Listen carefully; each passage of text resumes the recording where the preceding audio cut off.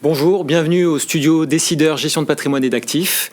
Les secrets de la performance. Nous allons avoir un focus aujourd'hui sur les marchés immobiliers, les perspectives pour 2021. Et nous accueillons pour nous accompagner aujourd'hui Christophe Inizan, directeur commercial de la Française Real Estate Manager. Bonjour. Bonjour. Jean-François Chaury, directeur général d'Advenis REIM. Bonjour. Bonjour. Et Jean-Baptiste Praca, managing partner chez Mata Capital. Bonjour. Bonjour. Donc je vous propose de rentrer dans le vif du sujet tout de suite. Nous avons une année Covid en 2020 avec des impacts sur l'immobilier dont nous allons parler aujourd'hui. Donc Christophe, je me tourne vers vous. Comment se porte le marché immobilier, notamment tertiaire ? L'effet Covid est-il déjà matérialisé sur les prix et les transactions sont-elles gelées ? Alors bonjour Julien, bonjour à tous. Oui, alors sur le marché de l'immobilier, effectivement, dans cette année 2020 si particulière, d'abord en préambule, il faut savoir de quel marché immobilier on parle. D'un côté, vous avez le marché de l'immobilier résidentiel, l'immobilier d'entreprise, tertiaire, tel que vous l'avez qualifié. Sur le marché de résidentiel, très rapidement, on voit bien qu'il y a une résilience extrêmement puissante de ce marché, puisque d'un côté, vous avez une demande liée au phénomène démographique extrêmement puissante, et de l'autre côté, c'est encore attesté par les derniers chiffres qui sont parus, une offre insuffisante. Donc on pense que de ce côté-là, cette résilience, même s'il y a quelques mouvements sur les zonages géographiques, va être toujours d'actualité pour les années qui viennent. L'autre partie de votre question concerne plus particulièrement l'immobilier d'entreprise, donc l'immobilier tertiaire. On voit bien qu'il y a eu plusieurs phases dans l'année 2020, pour faire court, jusqu'à mars, premier confinement, une année extrêmement dynamique. Plus dynamique encore que 2019, qui était une année record en termes de volume d'investissement, pour rappel. Une seconde période, donc confinement numéro 1, en quelque sorte, pour faire court, où là, il y a eu quand même un gel des transactions, un gel de la demande, globalement, donc un arrêt assez significatif. L'immobilier n'est pas vacciné contre la crise, donc il a été effectivement mis sous cloche, en quelque sorte. Et puis le déconfinement, où là, au troisième trimestre notamment, on a vu une réaccélération à la fois de la demande et des volumes d'investissement. Donc de ce point de vue-là, nous pensons à la Française qu'en 2020, non seulement le marché aura fait preuve de résilience, même si tout n'est pas rose et qu'il y a des forces adverses, ça c'est évident, mais on voit bien que globalement, que ce soit les volumes d'investissement, que ce soit la demande placée, même s'ils sont en retrait, on constate un renouveau en fin d'année 2020 et en tous les cas une réexposition importante de la part des acteurs de la place. Ça, c'est sur les indicateurs qu'on utilise pour juger de l'évolution du marché de l'immobilier d'entreprise. Après, lorsqu'on regarde dans le détail la classe d'actifs, pour faire très court, il est évident que lorsqu'on parle d'immobilier d'entreprise, on parle de bureaux, on parle de commerce, on parle de locaux d'activité, d'entrepôts, de logistique, mais aussi d'hôtellerie, voire de santé, pour donner un spectre assez large. Et au sein de chaque segment, on voit bien que le comportement était très différent. Dans les bureaux, pour ne prendre que cet exemple sur lequel la Française, comme vous le savez, intervient beaucoup, non seulement nous avons la conviction que la tertiarisation de l'économie va continuer à porter l'immobilier de bureau, mais particulièrement l'immobilier de bureau qu'on peut qualifier de corps, voire de corps plus, où on voit bien qu'en 2020, cette classe d'actifs, ce segment de l'immobilier a été extrêmement résilient. On y reviendra tout à l'heure, on voit bien que typiquement, on a des forces de rappel en termes de valorisation extrêmement puissantes. Donc à votre question, Julien, sur comment se comporte le marché de l'immobilier tertiaire, l'effet Covid est-il déjà visible ? Oui, mais de manière très hétérogène, très différenciée. Et avant de conclure sur cette partie-là, je dirais qu'il y a une polarisation très importante des marchés de l'immobilier. Entre les actifs bien placés avec des locataires de qualité et des actifs, bien évidemment, dans des zones peut-être un peu moins bien placées avec des locataires qui sont plus fragiles économiquement, il va y avoir un choix, une sélectivité accrue de la part des investisseurs. Et ça va se traduire, bien évidemment, dans les valeurs, dans les montants de loyer qu'on va pouvoir pratiquer. Et donc, la sélectivité, c'est un peu le travail d'un gérant d'actifs qui va sélectionner pour le compte de ses investisseurs les meilleurs actifs dans les meilleurs emplacements pour avoir de la rentabilité dans la durée. D'accord. Jean-François, justement, le versement des loyers est l'une des questions fondamentales pour les investisseurs immobiliers. Quel est le taux de recouvrement anticipé cette année et notamment sur les classes d'actifs de bureaux ? Alors sur la partie taux de reversement des loyers, effectivement c'est une des composantes importantes pour une raison très simple, c'est que la plupart des véhicules aujourd'hui, SCPI, OPCI et autres, ont vocation à distribuer un coupon, un revenu, et c'est l'objectif prioritaire des investisseurs, c'est de dégager effectivement une rentabilité pour avoir des revenus complémentaires. Donc le taux de reversement des loyers est une composante, comme je le disais, très importante. Sur la partie bureau en tant que telle, on a effectivement des taux de recouvrement qui sont élevés, voire très élevés, pour différentes raisons. C'est que d'une part, les locataires bureaux ne sont pas forcément ceux qui ont le plus souffert de la crise. On parle plus effectivement d'autres classes d'actifs, notamment les commerces qui ont été obligés de fermer, ou d'autres classes d'actifs comme l'hôtellerie, etc., qui ont un peu plus souffert au niveau des revenus. Mais par contre, sur les bureaux, on a moins constaté ça sur 2020. On fera attention à 2021, puisque à un moment donné, c'est quand même une réalité économique. Et il pourrait y avoir quelques défaillances d'entreprises, et ce qui fera une conséquence sur le reversement des loyers. Mais si on reprend l'année 2020 en tant que telle, on va être sur des niveaux assez élevés, c'est-à-dire entre 90 et 100% pour la plupart des véhicules bureaux. Donc ça, c'est très bien. Christophe le disait tout à l'heure, le sujet résilient, je pense qu'il est un peu chez tout le monde, mais les bureaux, effectivement, ont bien résisté. Et aujourd'hui, on a des taux de reversement de loyers qui sont très bons. Aussi, pour une autre raison, c'est que les entreprises qui sont locataires de nos immeubles ont bénéficié des aides de l'État. Ouais. Et forcément, elles ont pu, avec de la trésorerie qu'elles ont récupérée, aussi payer leur loyer. Donc voilà, 2020, pas de sujet particulier sur le taux de reversement des loyers, et on le constate sur les annonces qui ont été faites sur toutes les SCPI de rendement qui affichent des taux de rendement assez élevés, voire identiques à celui de 2019. Donc de ce point de vue-là, effectivement, on est assez heureux, entre guillemets, si on peut dire ça, par rapport à la résilience des locataires sur le bureau. Donc 2020, l'année de la résilience. Jean-Baptiste, vous, de votre côté avec Mata, quel bilan faites-vous de cette année 2020 ? Vos investissements dans les commerces de proximité et de périphérie ont-ils bien résisté à la crise ? Alors, ce qu'on retient chez Mata Capital de 2020, c'est beaucoup de travail. Évidemment, nous, on est un acteur extrêmement dynamique sur la gestion. On a une gestion très, très active de notre portefeuille. Le commerce représente à peu près un tiers de notre portefeuille aujourd'hui. On a accompagné nos locataires, évidemment. Après, la sélectivité qu'on a pu avoir depuis ces 5 dernières années, depuis notre création, on a investi massivement sur cette thématique, fait qu'on a été plutôt épargné, on va dire, par des défauts de locataires ou des départs. Évidemment, comme le disaient tout à l'heure mes confrères, le secteur du commerce ou de l'hôtellerie ont été beaucoup plus impactés du fait des fermetures. Néanmoins, il faut aussi regarder la polarisation par rapport au commerce. C'est-à-dire qu'on a sensiblement la moitié de notre portefeuille en alimentaire. L'alimentaire est resté ouvert, a fait des chiffres d'affaires, on va dire, meilleurs que ceux des années précédentes. Et donc, ceci, évidemment, il n'y a pas eu d'impact sur le loyer. Sur le reste de l'activité, quand vous avez eu des commerces comme des restaurants ou autres qui ont dû fermer, on a fait un choix d'accompagner nos locataires en offrant, on va dire, à peu près 50% en moyenne de la somme en franchise, donc sur un mois de confinement. Donc, à peu près, il y a eu 55 jours de fermeture, donc à peu près une vingtaine de jours offerts, en contrepartie de prolongation de baux. Et le résultat, en fait, à la fin de l'année, quand on veut tirer un bilan, c'est quand même au sein de notre portefeuille qui représente à peu près une centaine d'actifs et de locataires en commerce, on a quand même signé 20 nouveaux baux ou renouvellements. On est monté d'un taux d'occupation de 95% à 99% en fin d'année.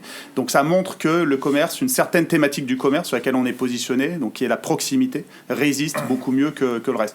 Je suis beaucoup plus inquiet sur plutôt la thématique commerce en textile, tout ce qui est lié aux grandes marques qu'on voit, même en centre-ville, puisqu'il ne faut pas non plus opposer le centre-ville à la périphérie. Je pense que c'est plutôt la typologie des retailers qui fait que les propriétaires, les bailleurs pourraient avoir des difficultés sur ces thématiques. Et Jean-François, justement, par rapport à ce marché immobilier, comment se comporte-t-il dans les autres grands pays européens ? Alors sur les autres grands pays européens, c'est assez similaire à ce qu'on connaît en France. Je crois qu'il n'y a aucun pays qui n'a pas été touché par la crise du Covid-19 l'année dernière. Donc on va constater des reculs de PIB sur l'intégralité des grands pays européens, avec des augmentations de taux de chômage, si on prend un point de vue macro, ce qui aura forcément une incidence sur l'immobilier. Sur 2019, sur 2020, on voit une baisse, et en tout cas de la demande, et aussi effectivement des transactions. Enfin, sur l'intégralité du parc immobilier, c'est à peu près 30 à 40% de baisse des volumes de transactions, donc ça va quand même être marquant pour différentes raisons, et notamment effectivement le fait que les vendeurs ont été un petit peu moins appétents, entre guillemets, ou en tout cas ont pris du recul par rapport à la situation. Les investisseurs aussi ont pris un peu de recul pour regarder si les prix de marché étaient toujours bons. Donc ce qui a fait un peu de différenciation et un peu de retard par rapport rapport à des volumes de transactions. Après, comme le disait Christophe tout à l'heure, il y a eu des trimestres qui n'ont pas fonctionné de la même manière. Il y a eu un écroulement au T2, le T3 a été effectivement important. Sur le T4, je pense que compte tenu du fait qu'il y a eu reconfinement, les volumes devraient aussi être un peu plus légers.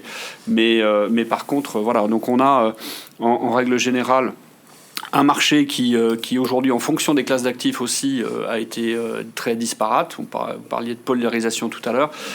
Les volumes ne sont pas les mêmes dans l'hôtellerie que dans le commerce, que dans la logistique, que dans effectivement la santé ou le bureau. Donc ça fait partie aussi des classes d'actifs, mais on en reparlera peut-être tout à l'heure, qui n'ont pas fonctionné de la même manière. Maintenant, si on prend deux pays qu'on connaît bien chez Advenis REM, qui sont l'Allemagne et l'Espagne, c'est pour parler de pays européens, vous avez l'Allemagne qui reste la valeur refuge, l'immobilier, la première puissance économique européenne, et qui est très prisée par les investisseurs aujourd'hui. Donc des volumes de transactions qui vont rester assez élevés, même s'ils seront en recul, mais on sort d'une année 2019 qui a été exceptionnelle. Donc c'est pas illogique qu'on ait un recul en termes de volume de transactions. On annonce effectivement de l'ordre de 30 à 40% de baisse de transactions, mais qui va rester sur à peu près 60 milliards de transactions par rapport à plus de 80 milliards l'année dernière. Et donc là-dessus, on va avoir effectivement un rendement, en tout cas recherché pour un investisseur, qui va être assez similaire à ce qu'on avait avant Covid, avec des taux d'intérêt qui sont bas, voire encore plus bas qu'avant Covid aussi. Donc on a un pays qui est très attrayant pour les investisseurs, et donc avec un marché qui est toujours assez compliqué pour aller chercher des actifs. Donc il faut une grande sélectivité, une bonne connaissance du marché pour aller chercher effectivement des rendements en Allemagne aujourd'hui, encore plus. Et de l'autre côté, vous avez l'Espagne qui, elle, a subi un petit peu plus la crise sanitaire et qui constate déjà aujourd'hui une baisse par rapport à une situation avant Covid en termes de prix de l'immobilier. Et donc, nous, en tant qu'investisseurs, c'est intéressant puisqu'on vient de gagner grosso modo un point de base. Aujourd'hui, un bel actif à Madrid ou à Barcelone, vous recherchiez un rendement de l'ordre de 5% avant Covid, il est aujourd'hui plus proche de 6%. Donc on vient de prendre un point. Et pour nos investisseurs qui recherchent un rendement et un coupon, c'est plutôt intéressant aujourd'hui de voir aussi ces différentes aspérités, ces différentes polarisations et ces différentes opportunités surtout. Donc un marché, oui, qui est un peu complexe, mais qui va certainement donner des opportunités intéressantes parce que les taux restent très bas.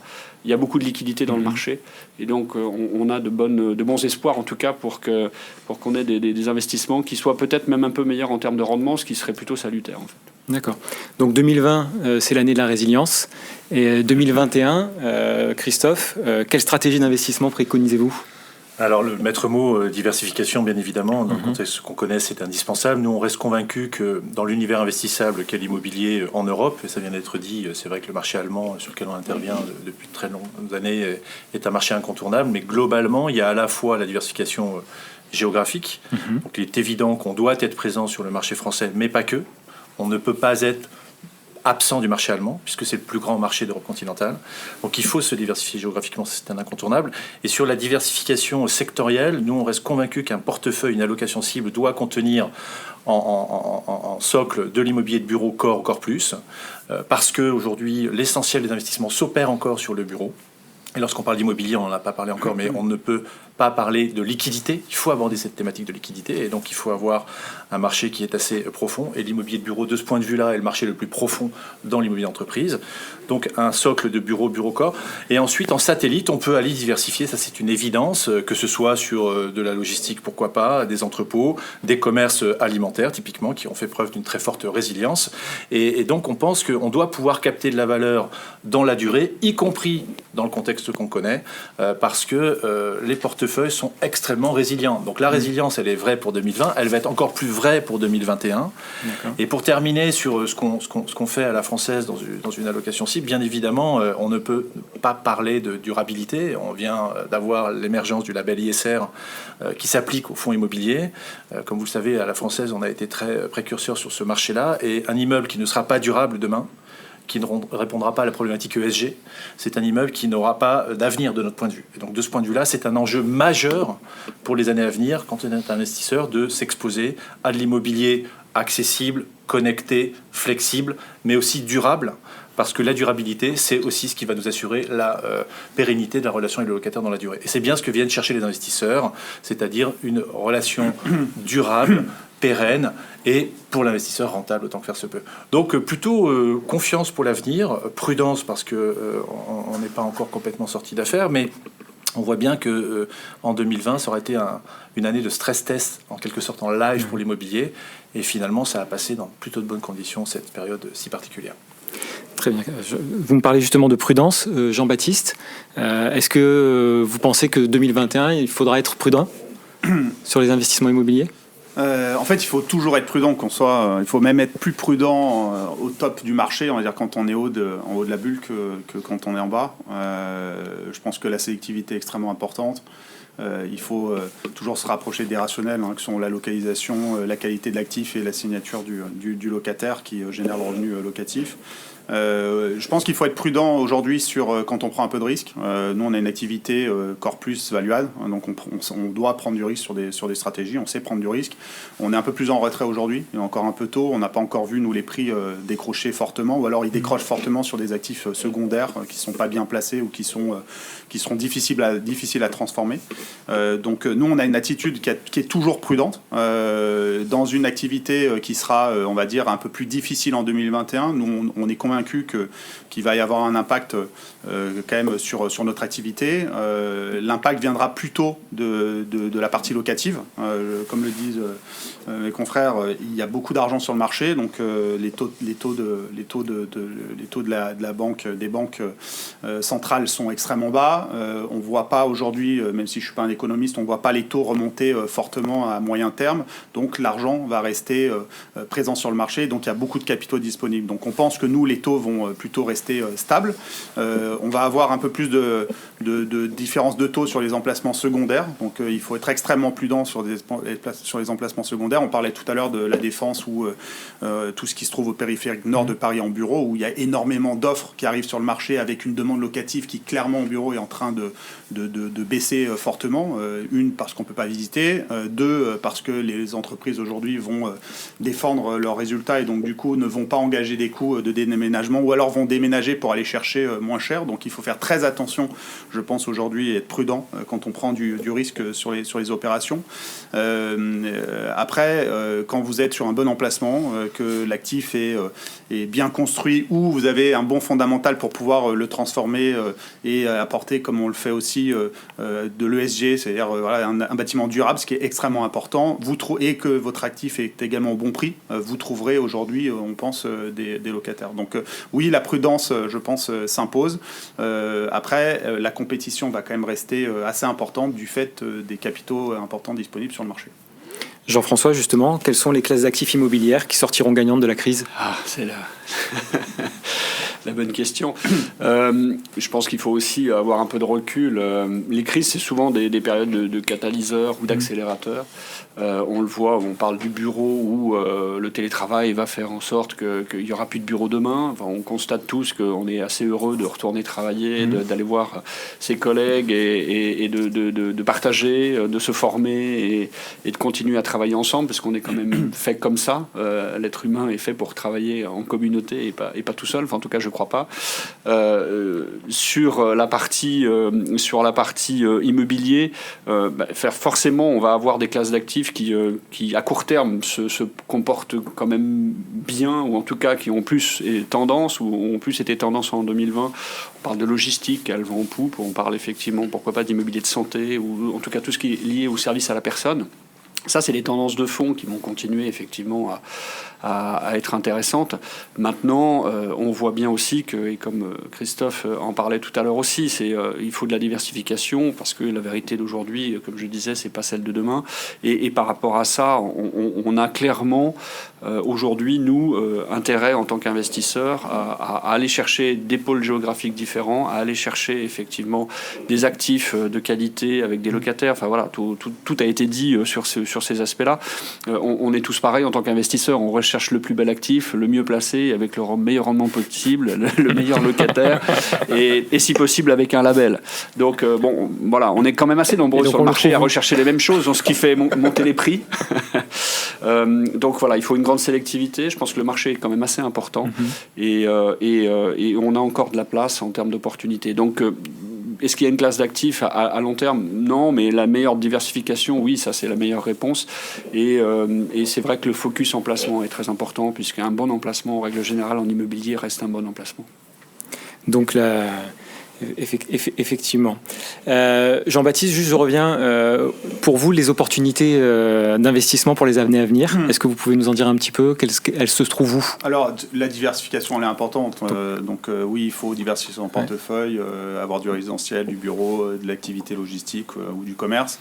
En fait, ce qu'on voit, je dirais à plus court terme, on voit deux classes d'actifs qui peuvent se détacher en termes d'opportunités du fait de cette crise. C'est l'actif de commerce. Aujourd'hui, quand vous spécialisez sur du commerce, notamment sur de l'alimentaire ou de la proximité, vous avez peu d'investisseurs qui sont aujourd'hui présents sur le marché, donc moins de capitaux, ce qui veut dire des prix plutôt intéressants. Et après, on le voit, les performances locatives de cette typologie d'actifs, et à la fois la valeur, comme on l'a vu en fin d'année, se maintiennent. Donc, on a des primes de risque de 100, 150 points de base plus importantes en termes de taux par rapport à du bureau prime, si vous êtes aujourd'hui sur de l'alimentaire prime. Donc nous, on croit dans cette stratégie.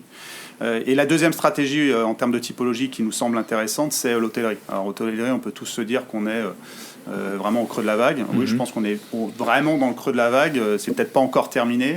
Après, dans l'hôtellerie, il y a plusieurs typologies de biens. Vous avez de l'économique, vous avez du 2-3 étoiles et puis après du, on va dire, 4-5 étoiles luxe. On pense que le 4-5 étoiles luxe va être beaucoup plus long parce qu'il est lié évidemment au tourisme. Les Américains ne sont plus là, les Chinois ne sont plus là. Donc ces hôtels sont vides, voire fermés. Par contre, sur l'économique ou le super économique, vous avez une demande locale qui est très présente. Nous, on a un portefeuille d'à peu près 45 hôtels en France dont on exploite. On a à la fois les fonds de commerce et les murs de ces hôtels. Donc d'avoir les murs, ça nous a sauvés parce qu'évidemment, on n'avait pas de loyer à payer. Mais on reste sur des taux d'occupation de l'ordre de 60 à 65% aujourd'hui sur du super, voire économique. Et ça montre en fait la résilience du revenu sur ces actifs. Donc on croit aujourd'hui, du fait de certains vendeurs qui vont être contraints, et je pense notamment à pas mal d'investisseurs privés, qui vont être contraints du fait de financement, du fait de valeurs qui s'écroulent, de trouver des opportunités d'investissement plutôt sur un prisme value-add sur ces stratégies-là. Christophe, vous voulez peut-être rebondir? Oui, juste un petit mot qu'on aborde quand même sur la stratégie d'investissement. Oui. Je pense que l'immobilier s'est considérablement développé et on voit bien qu'aujourd'hui, les investisseurs font des allocations sur des thématiques très puissantes.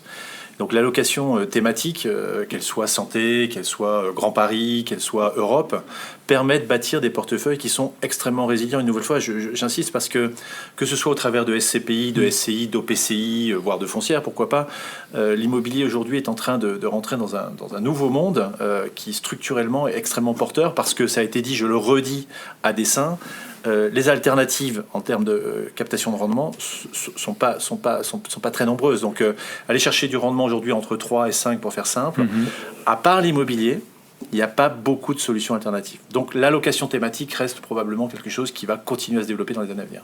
D'accord, très bien. Jean-François, un petit mot pour conclure ? Je pense qu'après une crise, il y a toujours des opportunités. Donc c'est ça qu'il faut retenir, c'est que à la limite c'est plutôt salutaire et ça va recréer un peu de rendement et un peu de perspective pour de l'immobilier. Très bien. Merci à vous messieurs. Merci. Bonne journée à tous. Merci.